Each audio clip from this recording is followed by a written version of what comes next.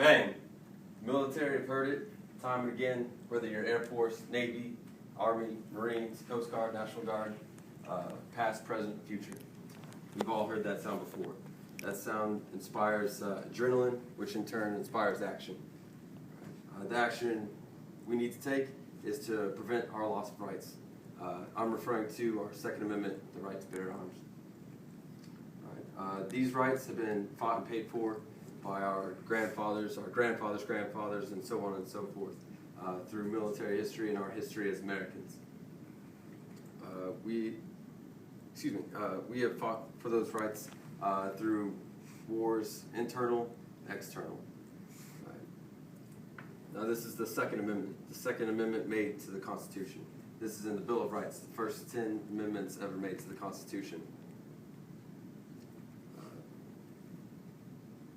This is your right to own and buy firearms to defend you, your families, your country against powers foreign and domestic. This right is being taken from you by people who don't even possess firearms. One of the main lobbyists for this party is Ms. Feinstein. She's fighting to take away your Second Amendment rights, your rights to bear firearms to the full extent of the law, which is given to us by our forefathers who established the country, who fought for this country during the American Revolution, which brings me to my first point. Today we'll talk about our firearm-rich history as Americans. And my first point, the American Revolution. During the American Revolution, the English tried to come over here and establish a colony within the Americas.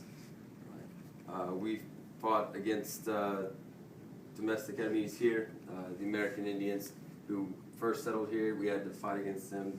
There's big territorial issues.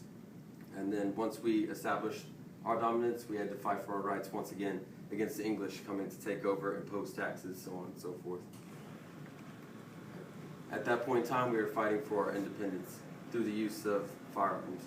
Firearms, you'll notice I'm using the term firearms over and over again. What are firearms? Firearms are weapons that use ballistic properties in order to send projectiles. You'll notice that I'm not using the word weapons. Firearms are not just weapons.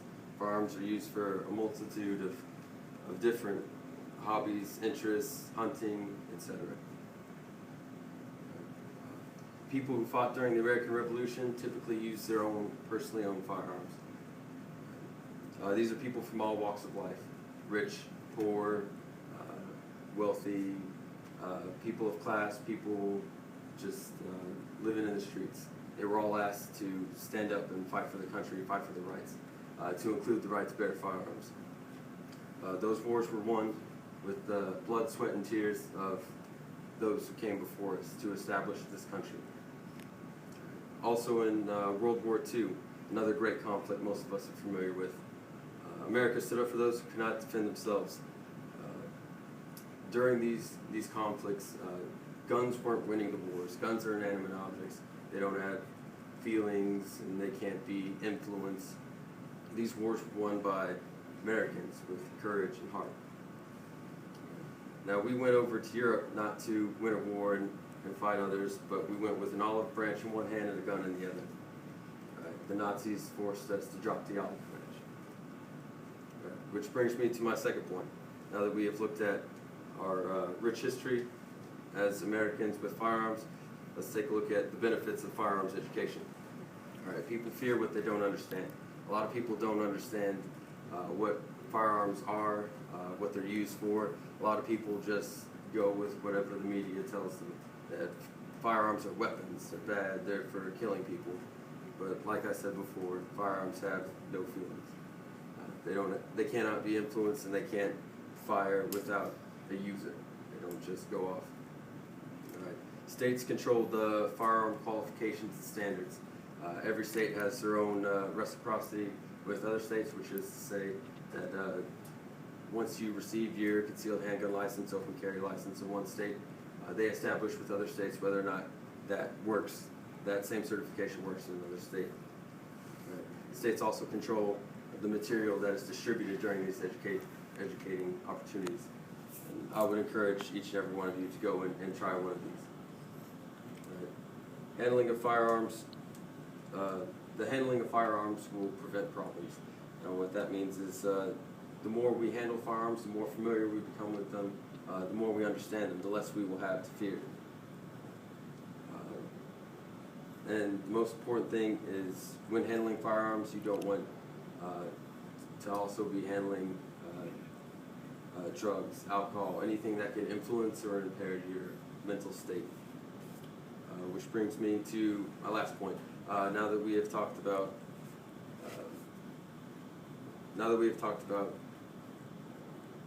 the benefits of firearms education, we will now focus on the firearm facts. Feinstein, who is the lobbyist against firearms, the anti-firearm movement, promotes fear using the media, the incidents that have happened over the last year, all the unfortunate deaths is due to a handful of people taking firearms and using them in inappropriate manners. There are 307 million people that live in the United States. Of those 307 million, approximately 150 million own firearms. There are approximately 300 million firearms in the U.S. today.